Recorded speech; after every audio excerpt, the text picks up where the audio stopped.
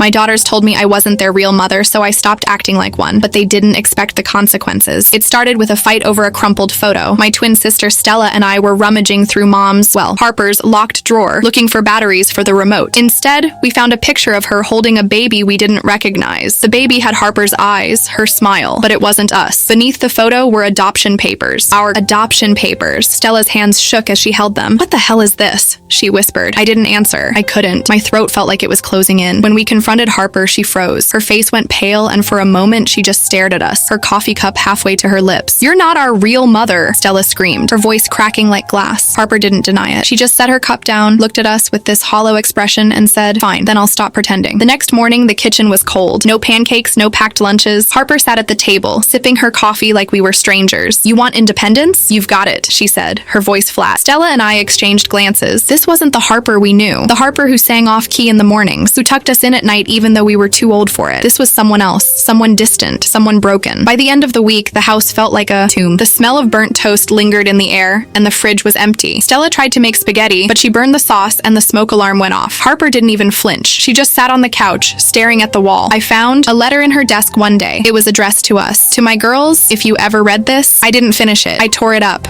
my hands trembling. She doesn't get to explain, I thought. Not after this. But then things got worse. The power got cut because Harper hadn't paid the bill. Stella cried in the dark, clutching a flashlight like it was a lifeline. My boyfriend Asher came over and said, "This isn't normal, Lila. You need to do something." I didn't know what to do. Harper started leaving the house at night, returning with mud on her shoes. I tried to follow her once, but she disappeared into the woods behind our house. And then, one night, she didn't come home at all. The police found Harper's car abandoned near the river, the driver's door wide open. Inside, there was a DNA test kit and a faded news clipping about a missing woman named Violet Dawson. The date on the clipping was 18 years ago. Stella. And I sat in the kitchen, the detective's words echoing in my head. "Did your mother ever mention Violet Dawson?" he asked. My stomach dropped. Violet was the baby in the photo, Harper's biological daughter. "No," I said, my voice barely above a whisper. "She never did." The detective left, but his questions lingered. Who was Violet? Why had Harper kept her a secret? And why had she disappeared now? Stella and I started piecing things together. The mud on Harper's shoes, the late night disappearances, the way she'd been digging in the backyard for weeks. It all pointed to something darker than we could have imagined. One night, I found an old shoebox under Harper's bed. Inside was a tiny pink onesie, a rattle, and a lock of baby hair. There was also a note written in Harper's shaky handwriting. "I'm sorry, Violet. I tried to protect you." Stella and I didn't sleep that night. We sat on the floor of our room, the shoebox between us, trying to make sense of it all. "Do you think Violet's still alive?" Stella asked, her voice trembling. I didn't answer. I couldn't. The next morning, the police called. They'd found something near the river, a shallow grave. Inside was a teddy bear, its fur matted with dirt, but when they opened it, they found something else. A heartbeat monitor, still ticking. Stella and I stared at each other, the weight of the discovery crushing us. "What does this mean?" Stella whispered. I didn't know, but one thing was clear. Harper had been hiding more than we ever imagined, and now we were caught in the middle of it. The teddy bear changed everything. The police took it as evidence, but Stella and I couldn't stop thinking about it. That tiny heartbeat monitor, still ticking after all these years. What did it mean? Was Violet alive? And if she was, where had she been all this time? Harper came home the next day,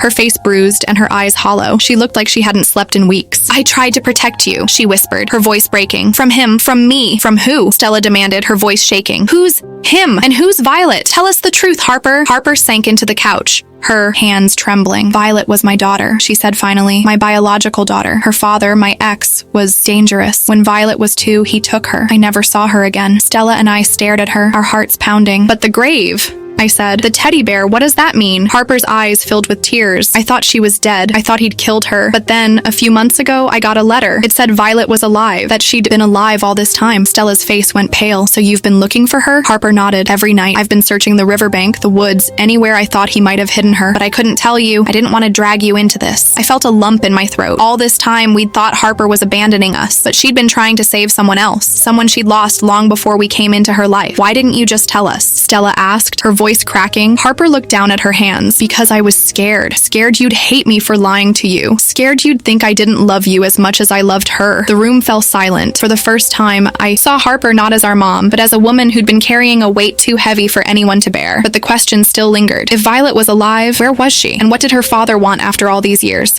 The next few days were a blur. The police questioned us repeatedly, trying to piece together Harper's story. They dug deeper into Violet's disappearance, uncovering details that made my skin crawl. Harper's ex, Garrett White, had been released from prison just months before the letter arrived. He'd served time for assault, but there were whispers of worse crimes that had never been proven. Stella and I stayed close, our bond the only thing keeping us grounded. We avoided Harper, not out of anger, but because we didn't know how to face her. Every time I looked at her, I saw the woman who'd raised us, but also the woman who'd lied to us for years. One night, I overheard Harper on the phone. Her voice was low, urgent. "I know you have her," she said. "Just tell me where she is, please." I froze, my heart pounding. Was she talking to Garrett? The next morning, I confronted her. "Who were you talking to last night?" Harper hesitated, then sighed. "Garrett," she admitted. "He's been calling me. He says he has Violet, but he won't tell me where she is unless I meet him." Stella's eyes widened. "You can't go alone? He's dangerous." "I don't have a choice," Harper said, her voice breaking. "If there's even a chance Violet's alive, I have to try." I felt a surge of anger, not at Harper, but at Garrett. How could someone be so cruel? To take a child, to keep her hidden for years, and then use her as leverage? "We're coming with you," I said firmly. Harper shook her head. "No, it's too dangerous." "You're not doing this alone," Stella said, her voice steady. "We're family, remember? Even if it's messy." Harper looked at us,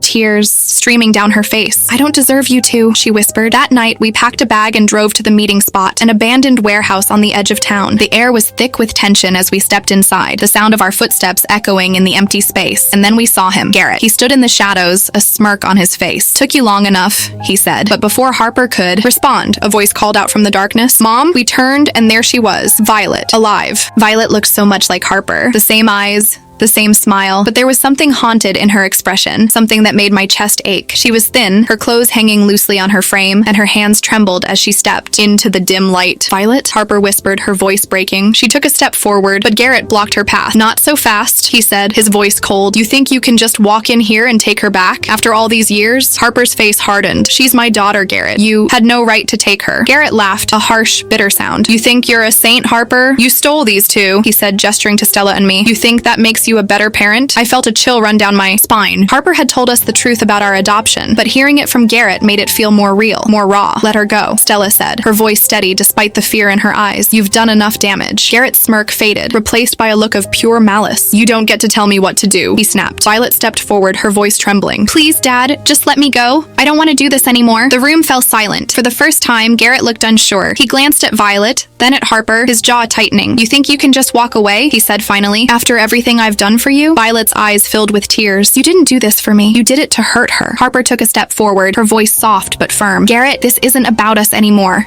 It's about her. Let her go." For a moment, no one moved. Then slowly, Garrett stepped aside. Violet ran to Harper, collapsing into her arms. Harper held her tightly, tears streaming down her face. "I'm so sorry," she whispered. "I'm so sorry." Stella and I stood frozen, watching the scene unfold. It was like something out of a movie, too surreal to be real. But the moment was shattered by the sound of sirens. The police had arrived. The warehouse was suddenly flooded with flashing lights and shouting voices. Police officers swarmed in, their guns drawn, shouting at Garrett to get on the ground. He hesitated, his eyes darting between Harper, Violet, and the officers. For a moment, I thought he might run, or worse, fight back. But then slowly, he raised his hands and dropped to his knees. Stella and I stood frozen, watching as the officers cuffed Garrett and led him away. His face was a mask of anger, but beneath it, I thought I saw something else. Regret, maybe. Or defeat. Harper clung to Violet, her sobs muffled against her daughter's shoulder. Violet was crying too, her body shaking as she held onto Harper, like she was afraid to let go. "It's over," Harper whispered, stroking Violet's hair. "You're safe now." But as I watched them, I couldn't shake the feeling that nothing was really over. Garrett was gone, but the damage he'd done, the lies, the secrets, the years of pain, was still there, like a shadow hanging over all of us. The police took our statements, their questions sharp and relentless. They wanted to know everything. How we'd found out about Violet, why we'd come to the warehouse, what Garrett had said. Stella and I answered as best we could, but our voices felt hollow, like we were reciting lines from a script. When they finally let us go, we drove home in yawing silence. Violet sat in the back seat, her face pale and drawn. Harper kept glancing at her in the rearview mirror, her hands gripping the wheel so tightly her knuckles turned white. When we got home, Harper made tea, her movements slow and deliberate, like she was trying to ground herself in the routine. We sat at the kitchen table, the four of us, the air thick with unspoken words. Finally, Violet broke the silence. "I'm sorry," she said, her voice barely above a whisper, "for everything." Harper reached across the table, taking Violet's hand in hers. "You have nothing to be sorry for," she said firmly. "None of this is your fault." Stella and I exchanged glances. We wanted to believe Harper, to believe that everything would be okay now. But the truth was,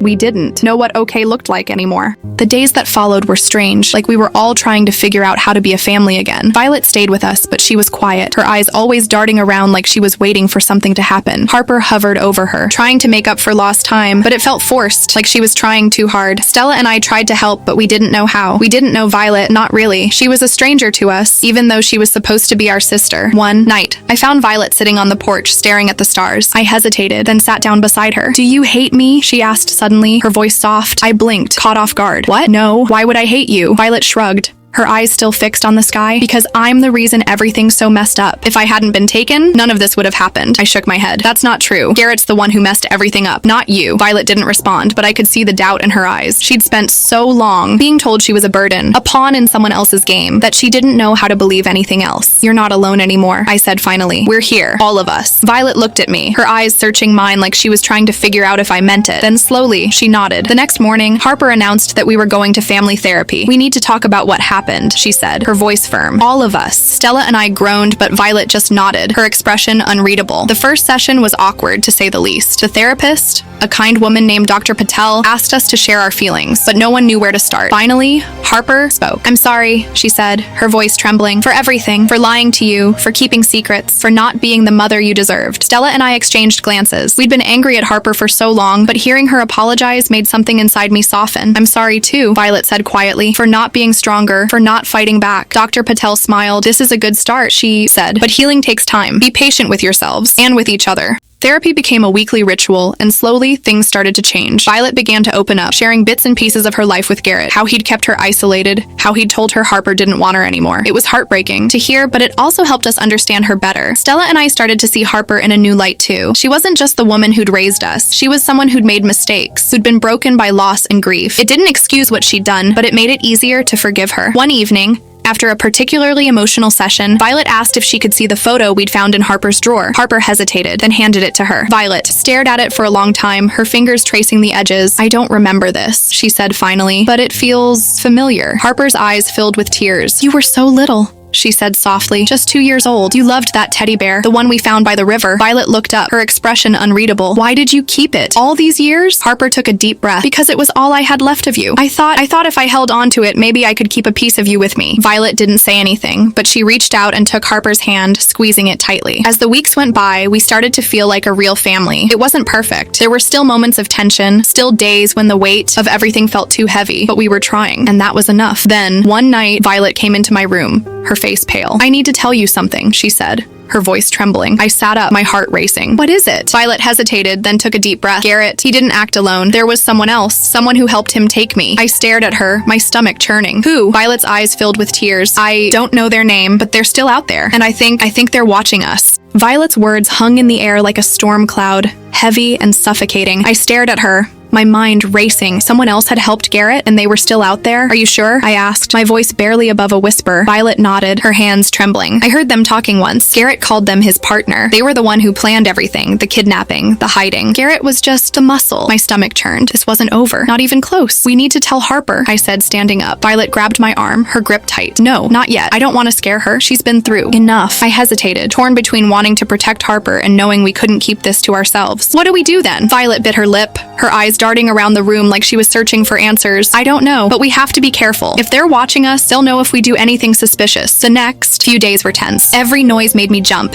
Every stranger on the street seemed like a threat. Stella noticed something was wrong, but I couldn't bring myself to tell her. Not yet. Then, one night, I saw it. A shadow moving outside the house. My heart raced as I crept to the window, peering through the blinds. There was someone there, standing under the streetlight, their face hidden by a hood. I grabbed my phone, my hands shaking as I dialed 911, but before I could hit call, the figure turned and walked away, disappearing into the darkness. I didn't sleep that night. I stayed up, watching the street, my mind spinning with questions. Who were they? What did they want? And why were they watching us? The next morning, I told Violet what I'd seen. Her face went pale, but she didn't seem surprised. "I knew it," she whispered. "They're not going to let this go. We have to tell Harper," I said firmly. "We can't do this alone." Violet hesitated, then nodded. "Okay, but we have to be careful. If they think we're on to them." She didn't finish the sentence, but she didn't have to. The fear in her eyes said it all. We told Harper that evening, after Stella had gone to bed. Her face went pale as we explained what Violet had overheard and what I'd seen outside the house. For a long moment, She just sat there, her hands gripping the edge of the table like it was the only thing keeping her grounded. "We need to call the police," she said finally, her voice trembling. "We can't," Violet said quickly. "Not yet. If they think we're onto them, they might disappear. Or worse." Harper's eyes filled with tears. "I can't lose you again," she whispered. "Not after everything." Violet reached across the table, taking Harper's hand. "You won't. But we have to be smart about this. We need to figure out who they are before we do anything." Harper nodded, though I could see the fear in her eyes. "Okay," she said finally, "but we stick together. No one goes anywhere alone." The next few days were a blur of tension and paranoia. We stayed close to the house, avoiding strangers and keeping the curtains drawn. Harper installed security cameras, but they didn't make me feel any safer. If anything, they just reminded me how vulnerable we were. Then, one afternoon, the doorbell rang. We all froze, staring at each other. Harper stood up, her face pale. "Stay here," she said, her voice firm. But Violet and I followed her to the door, our hearts pounding. Harper peered through the peephole, then let out a shaky breath. "It's the police," she said, opening the door. Two officers stood on the porch, their expressions serious. "We need to talk to you," one of them said. "It's about Garrett." Harper's face went pale. "What about him?" The officer hesitated,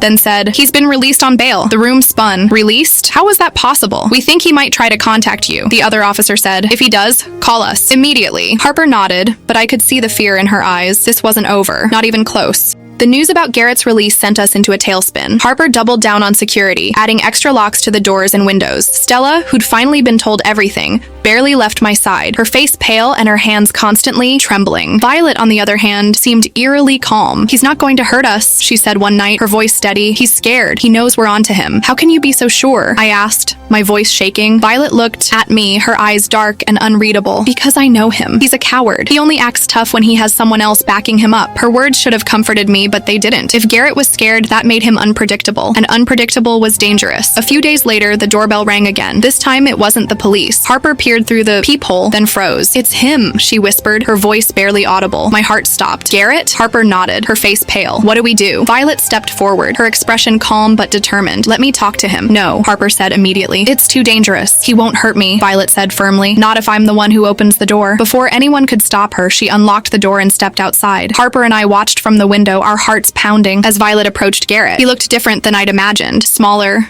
almost frail. His face was gaunt, his eyes hollow. He said something to Violet, his voice low and urgent, but we couldn't hear what it was. Violet listened, her expression unreadable. Then slowly, she nodded. When she came back inside, her face was pale. "He wants to make a deal," she said quietly. "A deal?" Harper repeated, her voice shaking. "What kind of deal?" Violet took a deep breath. "He'll tell us who his partner is if we promise not to press charges." The room fell silent. None of us knew what to say. The silence in the room was deafening. Harper stared at Violet, her face a mix of anger and disbelief. "You can't be serious," she said finally. "After everything he's done?" Violet's voice was steady, but I could see the fear in her eyes. "I know it's not fair, but if we don't agree, we might never find out who his partner is. And they're still out there watching us." Stella spoke up, her voice trembling. "What if he's lying? What if this is just another trick?" "It might be," Violet admitted. "But what if it's not? What if this is our only chance to end this?" Harper sank into a chair, her hands covering her face. "I don't know if I can do this," she whispered. "I don't know if I can let him walk away." I didn't know what to say. Part of me wanted Garrett to pay for what he'd done, but another part of me just wanted it to be over, to feel safe again. Finally, Harper looked up, her eyes filled with tears. "Okay," she said quietly. "We'll hear him out. But if this is a trick, if he hurts you, he won't," Violet said firmly. "I can handle him." The next day, we met Garrett at a park, the police waiting nearby just in case. He looked even more worn than before, his hands shaking as he lit a cigarette. "I'll tell you who my partner is," he said, his voice low. "But you have to promise. No charges." Harper nodded, her jaw tight. "We promise." Garrett took a deep breath, then said a name that made my blood run cold. It was someone we knew, someone we trusted. As the police moved in to arrest them, I felt a strange mix of relief and dread. It was over, but at what cost? We drove home in silence, the weight of everything pressing down on us. But as we pulled into the driveway, Violet reached over and took Harper's hand. "We're going to be okay," she said softly. "All of us." Harper nodded, tears streaming down her face. "Yeah," she whispered, "we are." And for the first time in a long time, I almost believed it.